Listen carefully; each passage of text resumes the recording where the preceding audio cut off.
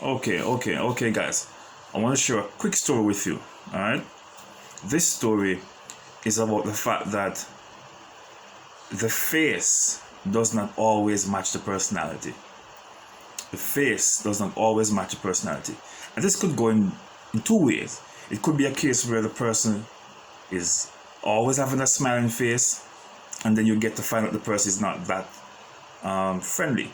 Or it could be a case where the person is sometimes serious or appears to be serious, but has a soft side in their heart. All right, so the first one is not the case. The last one is the case I want to talk about, where you see someone and their face is not that pleasant, but they turn out to be somebody who is okay. So I know this gentleman, right? He always passed the gate. I do not know his name. Always passed the gate. I always see him going to the farm and returning from the farm, but we have never spoken before. I'm always on the veranda when he's passing by. I see him, he saw me, but we have never exchanged word before. So we were on the front one day and we were giving out some care packages to the people in the community.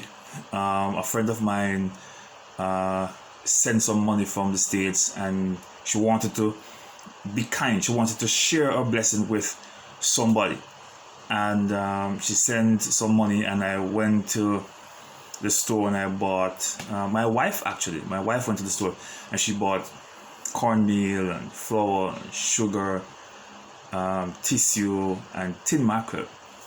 And we weighed them out, we sat down and we weighed them out and we came up with 30 packages, right? And so we say, okay, this is enough to bless 30 families. Not a lot, but it at least that it can make a difference. So this gentleman was passing and he saw the packages on the table and he was looking at it. And I called him and I said, you can have one, And he was saying that, no, I'm just looking because I do not have any money to buy it.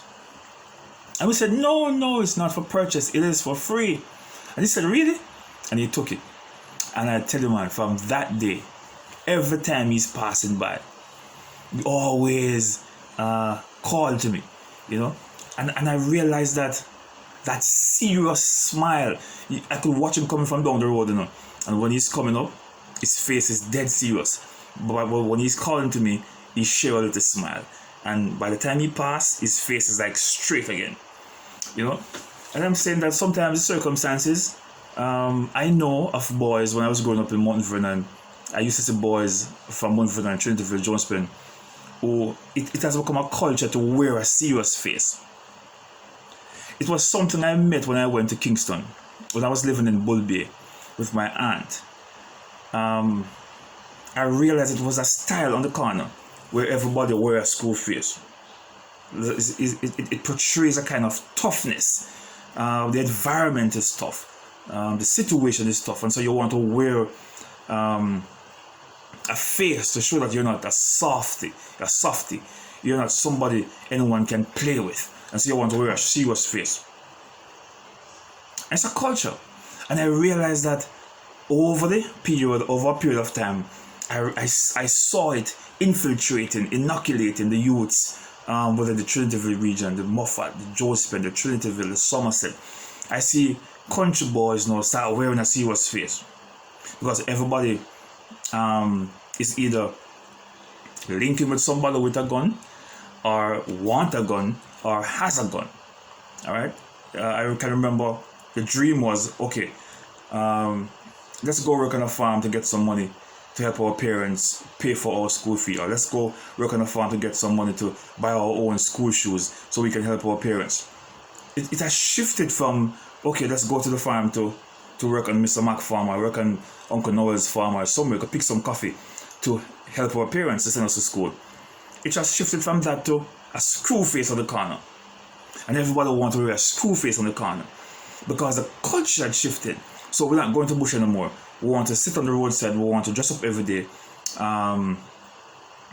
We want to behave as the way we see the dancehall artists behaving on the screen, on the phone screen, or on the television screen, or on the laptop screens, or whatever device you're using. we taking on that image now. So the culture has shifted from, it's nice to meet you, we're smiling, we're greeting each other, yo, what are going on, long time we not meet each other, everything good. It has moved from that to, yo dog, yo me pray, yo pirate, yo bad man. It has shifted from a pleasant smile, nice to greet you, to a serious yo wagwan. And I watch the boys within the region, the country boys, taking on this Kingstonian image, this inner city image. And so I know that a number of persons, they wear school face because of the environment that they're in, and you want to show a sense of seriousness to say, yo, don't play with me, I'm a bad man. But beneath that rough, tough personality, the imagery that they're giving is somebody who understands what is going on, or somebody who is just trying to survive like anybody else, somebody who wants something to eat, something to drink, and a nice comfortable place to sleep. The same necessities that we have, the same needs that we have, I should say, is the same needs that they have. But the environment with which some people find themselves has forced them to take on certain persona. And so I said to myself that sometimes the face does not match the personality, because this guy seems to be a pretty good guy.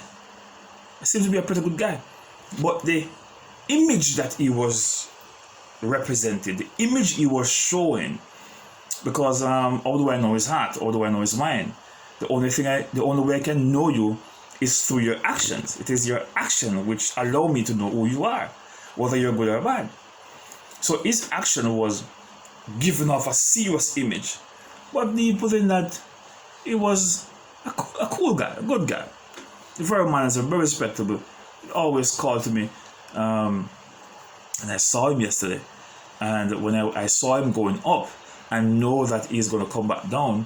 So what I did was I went to the kitchen and I got some mangoes, because Julie mango tree is now in season.